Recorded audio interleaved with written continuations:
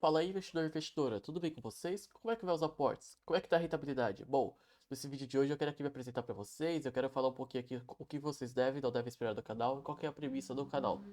Meu nome é Matheus, eu sou um desenvolvedor de sistemas com ênfase em segurança e informação, que comecei a me apaixonar um pouquinho aqui pela área de investimentos financeiros. Hoje eu estou lendo alguns livros, estou tentando me desenvolver e tenho aqui a premissa de poder desmistificar o mercado financeiro, apresentar para as pessoas que estão na renda fixa e que querem conhecer e até aprofundar os conhecimentos de quem já está na renda variável, né? E para quem não conhece ainda, né, quem está na renda fixa, eu posso apresentar um caminho mais fácil e encorajá-los a tentar conhecer esse universo da renda variável, né, que tem mais riscos, mas tem retornos mais interessantes e acima da inflação, na maioria do tempo, né? Bom, o que vocês devem esperar aqui no canal? Vocês devem esperar principalmente no conteúdo principal que eu já estudo, que são fundos imobiliários, né? E, dependendo como for, eu tô vendo de possivelmente, quem sabe no futuro, trazer conteúdo em volta de ações ou mesmo criptoativos, principalmente dos criptoativos de verdade, né? Não shitcoins, memecoins, né? Digo, ADA Cardano, Bitcoin, BNB, entre outros, né? Como Ethereum também, né? Bom, hoje a gente vai falar aqui nesse vídeo sobre o BB11, o Fundo de Multiestratégia da Abril Investimentos. Vamos lá? Bom, esse aqui é o relatório gerencial de maio, né? Que foi postado em junho de 2023, né? Mês passado. Bom, aqui no objetivo do fundo ele já informa, né? Que ele é um fundo que ele investe tanto em cotas ou sociedades de propósito específico imobiliárias, né? Ações de empresas, certificados de recebíveis imobiliários. Ou seja, é um fundo híbrido. Ele investe em diversas abordagens diferentes, né? A gente pode ver aqui no objetivo do fundo da esquerda. É, a gente consegue ver aqui algumas informações. Né? Que ele é para o público-alvo de investidor geral, né? Para todos os investidores, né? E tem um ponto muito importante aqui, né? Que é a taxa de administração. É uma taxa de administração bem cara. Eu achei caro. Geralmente, o ideal é de até 1% ao ano ser interessante. Acima disso, eu já acho caro. Os fundos aqui ideia têm essa abordagem, mas são dos melhores gestores, né? Eu vou falar futuramente dos melhores gestores. Eu vou trazer vídeos trazendo planilhas de gestores que são bons e ruins, né? Porque, infelizmente, não são a maioria. Pelo contrário, a minoria gestores bons na área dos fundos imobiliários, né? Às vezes o Barça tá certo em falar que os fundos imobiliários são realmente a conta do vigário mesmo, porque infelizmente deixa a desejar muitas vezes, né? Ele tá dando aqui 50% de desconto na sua taxa de administração e gestão, ou seja, a gente tá pagando atualmente 0,86%, não 1,5%, né? E ele tem a taxa de performance. Eu não gosto de taxa de performance, eu acho que a taxa de performance é até que é um pouco cara, né? Que é 20% do que excedeu o IPCA, né? Que é o Índice de Preço ao Consumidor Amplo, que é a inflação, mais 5%, né? Que é pago semestralmente. Eu acho a taxa até que cara, né? E o patrimônio líquido dele é bem pequeno. O PL dele hoje é de 50 milhões aproximadamente. É um patrimônio líquido muito pequeno e ele precisa emitir novas cotas, né? Que seria a ideia de inflacionar, né?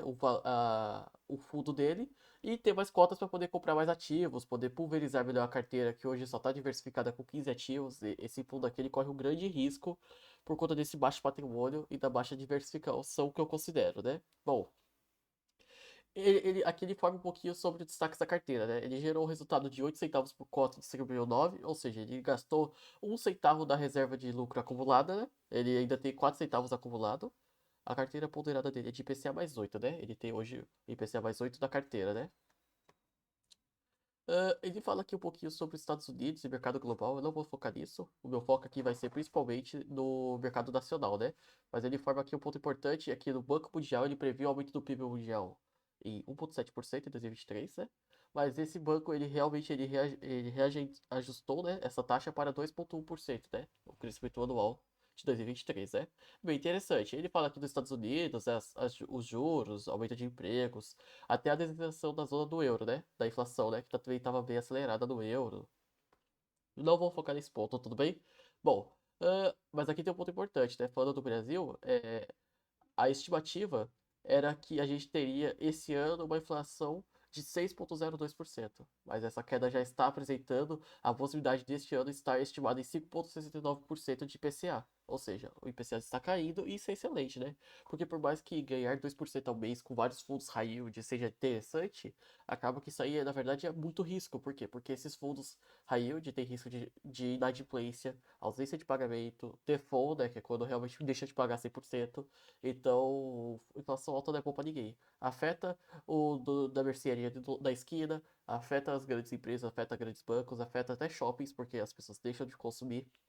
Inflação alta não é bom pra ninguém. Às vezes é melhor ganhar uma rentabilidade de 0,8, 0,9 até 1% ao mês do que você correr riscos e ganhar uma baixa rentabilidade, né?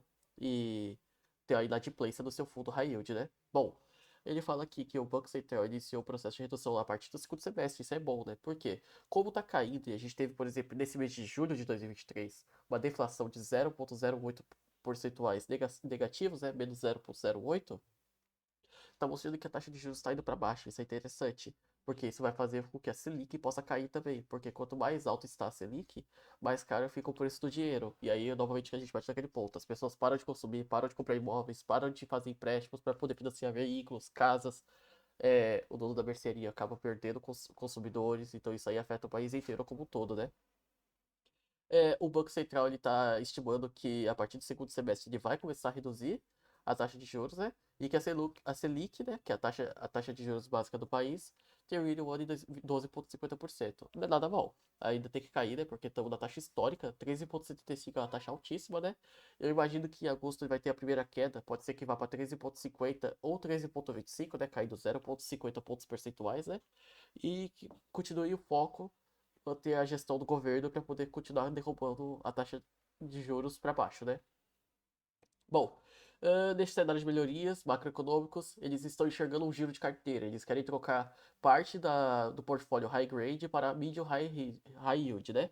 Isso é um problema porque hoje eles não são tão diversificados. Eles têm 15 ativos, que é uma baixa diversificação, onde 67% da carteira deles é indexada ao PCA, pelo menos, porque o CDI vai cair, né? Com a taxa Selic caindo, o CDI cai junto. Então a rentabilidade de CDI vai acabar reduzindo um pouco, né?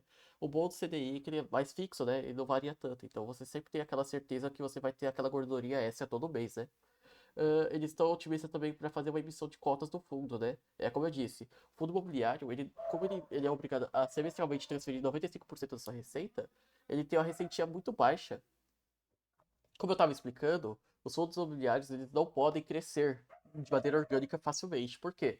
Como eles transferem 95% do que eles fazem de receita semestralmente, essa gordurinha de 5% acaba dificultando o crescimento, né?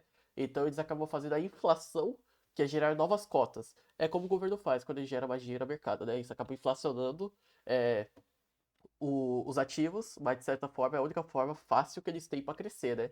Porque se você for juntar essa gordurinha de 5% semestralmente, exceto se você for um fundo multibilionário, fica muito difícil de crescer, né? Agora os fundos bilionários, eles conseguem comprar facilmente ativos de 200, 100 milhões a cada 2, 3 semestres, né? É bem mais tranquilo, né? Porque 5% de 2, 3 bilhões já é muita coisa, né? Agora, para esse fundo aqui que tem um percentual muito baixo de patrimônio líquido, cerca de 51 milhões?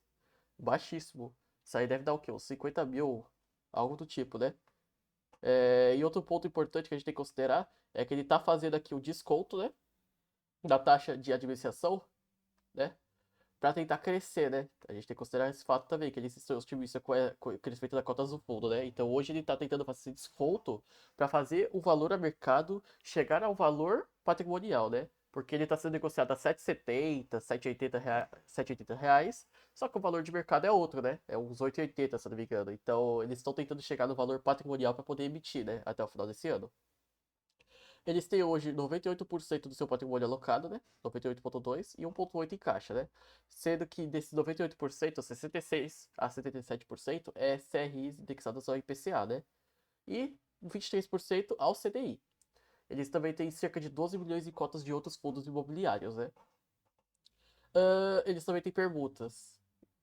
E uma parte em caixa que é os 1,8%, que dá 900 mil reais aproximadamente, né? Aqui ele mostra, né, em gráfico, né, essa informação. Ele volta a informar, né, que ele gerou em maio equivalente a 8 centavos, mas pagou 9, né, gastando um centavo da sua reserva de distribuição, né. Ah, os resultados gerados pelo fundo no mês de maio, 80% veio dos CRIs. Isso é uma informação importante. Por quê? Porque se a gente for desconsiderar o papel, significa que as permutas não estão ainda performando ou não estão performando como devem. Isso significa que eles podem sim gerar um retorno bem atrativo a longo prazo, né? As permutas são basicamente os desenvolvimentos de imóveis residenciais, imóveis, para vendas posteriormente, né? Hoje não está gerando tanto performação como deveria, né? 0,2% das receitas vem pelas permutas, né? Então pode ser que isso aí gere um retorno bem grande futuramente, né? E aqui a gente tem um ponto importante que eu gostaria de falar, né? Que é o portfólio, né? Eles têm aqui cerca de 15 ativos, né? CRIs, né? Onde 67% é IPCA e os outros 23% são CDI, né? Aqui ele começa a informar um pouco sobre. A gente tem alguns CRIs aqui que tem uma taxa de aquisição mais high yield, né? O CRI Celeza, né? Ele é IPCA mais 10, né? Vou até dar um zoom aqui para facilitar para vocês enxergarem. CRI Celeza é IPCA mais 10, né? No segmento residencial. Ele tem alguns CRs bem high yield aqui, bem porrada, né? Tiro porrada e bomba mesmo, né? CR Essência Play Banco, né? Não é high yield, na verdade, é medium risk. High yield é a partir de IPCA mais 11, IPCA mais 12, até IPCA mais 10, não é tanto assim high yield, né? Mas já tem um risco bem considerável, né? IPCA mais 9, né? IPCA mais 9, IPCA mais 10. E tem alguns aqui que eu até gosto, né? Que é, por exemplo, o CRWT Morumbi, que é da série 11, né? É um fundo muito grande, né? Por mais que seja de bancão, que é o Santander, é um fundo muito grande que tem excelentes ativos, né? O CRWT Morumbi é um ativo bem interessante. Uma taxa bem bacana, né? É de lajes corporativas. E também tem a da Creditas, né? Que é uma empresa bem grande, que não gera dor de cabeça, né? Deixa eu desfazer aqui o zoom agora. Bom, a carteira de CRI do portfólio sua tem pulverizada. Eu não considero pulverizada. Isso aqui eu acho que é uma diversificação que deveria ser maior, né? Ele tem a centralização assim, mas para o tamanho do fundo é o que ele podia fazer. Vamos ver se quando ele começar a emitir, ele conseguir aumentar esse tamanho de patrimônio, ele começa a diversificar e pulverizar mais essa carteira, né? 15 ativos, eu acho que pro risco que esse fundo tem pelo baixo patrimônio é pouco. Aqui ele passa um ponto importante que é o senso de rentabilidade, né? Se você compra a 7,75, 7,60, que é o valor atual que ele vai ser negociado, você está comprando a carteira de IPCA dele, a IPCA mais 8, e a carteira de CDI dele, a IPCA mais 2,98. Só que ele não informa, pelo menos eu não identifiquei aqui, se isso já está considerando as taxas de administração e gestão e a taxa de performance ou não. Eu acredito que não esteja. Nesse caso aqui, o líquido, você vai estar pegando o IPCA mais 7, IPCA mais 6,50, e o CDI, o CDI mais 1,20. Eu não sei dizer se isso aqui está considerando já líquido das taxas, né? Agora a gente vai falar de um ponto muito importante, que é a parte de muita estratégia, né? Ele vai falar aqui sobre as cotas de FII, né? Ele encerrou o mês de maio com 12 milhões alocados em FIIs, né? Ou 23% do patrimônio líquido. Ele tem aqui alguns FIIs interessantes, né? Vou dar zoom aqui. Ele tem alguns FIIs interessantes, que é o MCHF e o Apto, né? Que são fundos realmente muito estratégias, que tem diferentes abordagens. O Apto hoje tem uma parte de hoteleira, tem uma parte de papel, então realmente eu gosto dos dois aqui. Agora sobre o BRP. O BIPD, o BICE, por exemplo, são fundos da própria casa, ou seja, são fundos imobiliários que abriu investimentos da gestora também. Isso aí pode simbolizar um pequeno conflito de interesses, onde eles estão tentando coletar parcela da taxa de administração e gestão investindo em fundos da própria casa, enriquecendo ainda mais os gestores. Eles informam que isso não está cobrando taxa de gestão dos próprios fundos, né? Mas é um ponto que a gente tem que considerar, né? Cadê? Ele fala aqui, ó, cadê? Importante ressaltar que, como em qualquer caso de investimentos no BB11 e outros fundos da casa, não há cobrança de taxa de gestão em duplicidade. Isso é bacana, mas é preocupante. Só que eu ainda vou passar um pequeno pano, porque a gente tem o próprio HGFF, né? Que é o FOF que investe em vários fundos no Credit Suisse, né? Então a gente tem que considerar isso também, né? Eu vou passar um pequeno pano. Esse que realmente ele investe em vários fundos de qualidade, né? Porque os fundos da Credit Suisse são dos melhores do mercado. HGBS, né? Que é um fundo, mano, de shoppings simplesmente multibilionário, né? É um fundo maravilhoso. Então até dá pra dar uma passada de pano, mas é um ponto que a gente tem que considerar de importância aqui, que isso aqui pode simbolizar um conflito de interesses, né? Bom, outro problema aqui é que ele informa que o preço médio de aquisição desses fundos imobiliários está a 1,01 do VP, ou seja, ele comprou com ágio de 1% do valor patrimonial. E a maioria desses fundos tiveram decrescimento, né? Teve a queda no valor patrimonial. Então, ele tá tendo hoje um dividend yield de 0,77% ao mês ou 9,2% ao ano. E você deve considerar que se ele fosse desfazer a posição hoje, ele sairia com prejuízo. Então, é um ponto a considerar também, né? Bom, ele encerrou também o 6% do seu PL alocado em fundos da casa, né? Que é o BRP e o BRIPD, né? Bom, vou pegando aqui só os pontos principais, tá? Que eu considerei. O fundo encerrou o mês de maio com 4%, né? 4 milhões, ou 7,7% do patrimônio líquido do fundo alocado diretamente em projetos de permutas, né? Que pode gerar um grande retorno a longo prazo, né? Que são alocação em fundos de cotas do fundo BRP e BIPD, né? Leva a exposição direta e indireta a essa tese de 13% do patrimônio líquido, né? Que são desenvolvimento e a venda desses ativos, né? Mas o ponto importante é, eles estão hoje localizados no bairro de Moema. Não é um bairro tão excelente. Podia ter bairros melhores, né? Avenida Paulista. Até vou dizer, por mais que muita gente não goste, Shukri Zaikri, né, que pode ter. Shukri Zaidan, desculpa. Mas hoje eles se encontram no bairro de Moema, né? Eles têm todas as unidades que eles têm de permutas é lá, tá? Eles têm 36 unidades exclusivas em Moema, né? Bairro nobre da cidade, São Paulo. E tem outras 114 unidades de 1 e 2 dormitórios situadas numa das áreas mais nobres de Moema também, né? Não é um bairro tão bom assim, eu acho que teria bairros melhores para ficar com esse tipo de ativo, né? Mas vamos ver, né? Pode ser interessante. Eu falei da Shuk Zaidan porque ela, por exemplo, está tendo agora desenvolvimento do metrô, né, em São Paulo, está tendo vários desenvolvimentos para tentar tornar essa área mais atrativa, né? Então está tendo bastante investimentos. Mas vamos ver, pode ser que essas perguntas possam trazer um belo retorno aos seus cotistas, né? Do fundo BB11, do BRP e do BIPD também, né? Porque são todos os fundos da casa que estão investindo no mesmo conjunto de permuta.